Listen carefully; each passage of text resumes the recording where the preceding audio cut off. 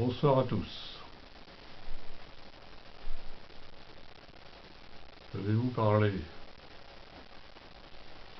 ce soir d'un tract que voici. Ce tract, nous l'avons écrit et diffusé il y a déjà 3 ans. Il s'intitule Alarme citoyen, Parti psychologique de France. Alarme citoyen, ça fait référence quelque part à une alerte, une mise en garde. Un peu comme aux armes citoyen. Alarme citoyen. Alarme citoyen. Aux armes citoyen.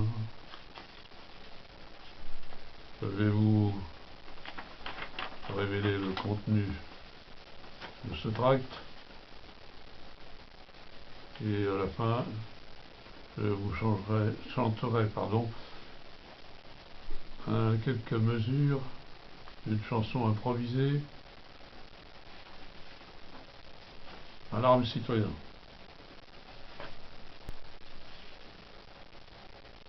Parti psychologique de France. Raconter des histoires en français. 3 ans avant l'échéance, ils sont tous polarisés sur les élections présidentielles de 2017. C'était il y a 3 ans. On y est maintenant, nous y sommes. Les hommes et une femme politique sont déjà lancés dans une bagarre quasi hystérique.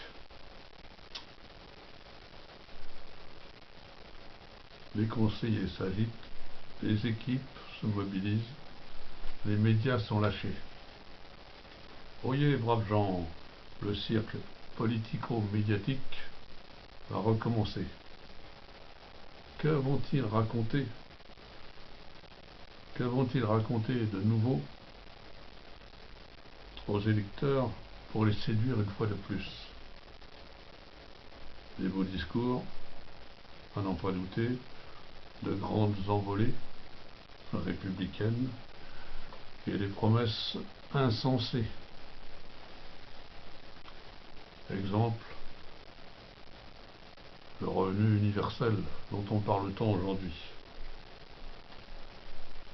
Comment les problèmes qui n'ont pas su régler pendant les années précédentes, pendant 5 ans,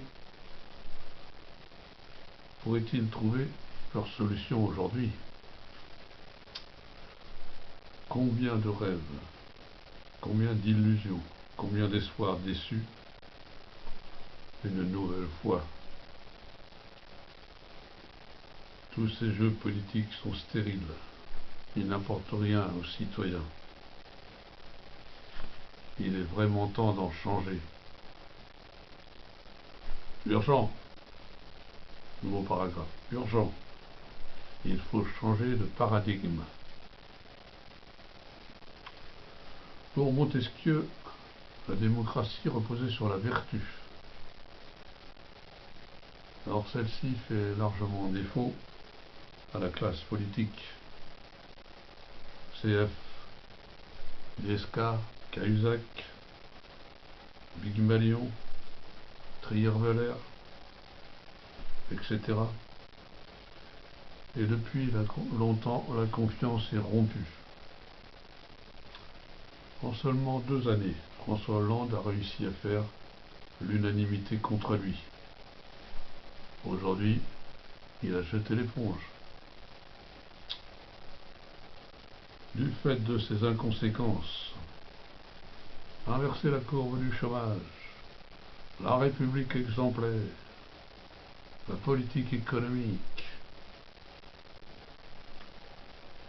on s'en rend compte aujourd'hui. Un bon candidat à l'élection ne fait pas forcément un bon président de la République. La psychologie du personnage est aussi importante que son idéologie. Un chef de l'État doit être exemplaire. Il doit être capable de mobiliser les énergies de ses concitoyens. Si les Français avaient pu démasquer le profil psychologique du candidat Hollande, soyez certains qu'il ne l'aurait pas élu à la tête du pays. Il faut donc changer de modèle.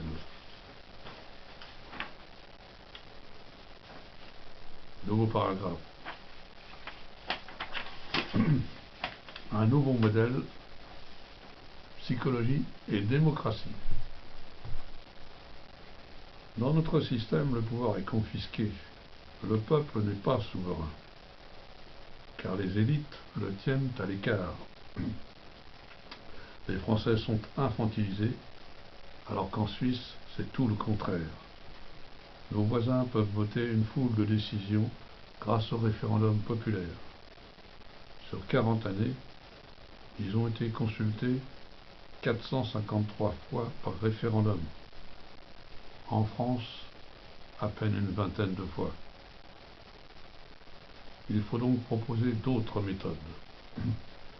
Sur le plan psychologique, une évaluation psychologique des candidats est indispensable. Psychologie, qualité, énergie, charisme, compétences. Cette étude devrait prévaloir sur toutes les autres considérations. Les promesses, les slogans, les 500 signatures, etc. Par ailleurs, le dynamisme d'un pays, surtout en temps de crise, dépend essentiellement de l'énergie de sa population. Or, cette force vitale est bridée par des pesanteurs nombreuses. L'énergie doit être libérée en promouvant le développement psychologique de tous les citoyens. Et cela pourra se faire en intégrant la psychologie à tous les stades de l'éducation. Nouveau paragraphe. Sur le plan démocratique,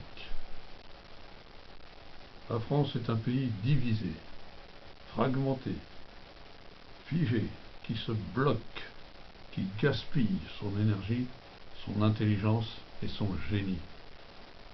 La France est mal dirigée. La classe politique est discréditée, déphasée, déconnectée de la réalité. Pourtant, il y a tant de choses à essayer, à changer, à inventer. Par exemple, sur la question des élections, voici ce que nous proposons. Le vote obligatoire, les référendums populaires, des élections regroupées, à un seul tour, un président élu pour 7 ans, mais révocable, un gouvernement à la proportionnelle, des coalitions, renouvellement du Parlement avec des jeunes en alternance, la société civile,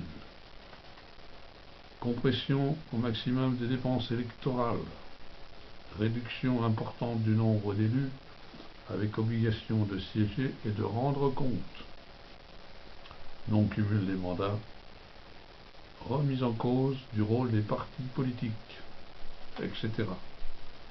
Trop souvent, les hommes politiques nous manipulent. Nous nous sentons impuissants. Le but du Parti psychologique de France est de réduire cette problématique.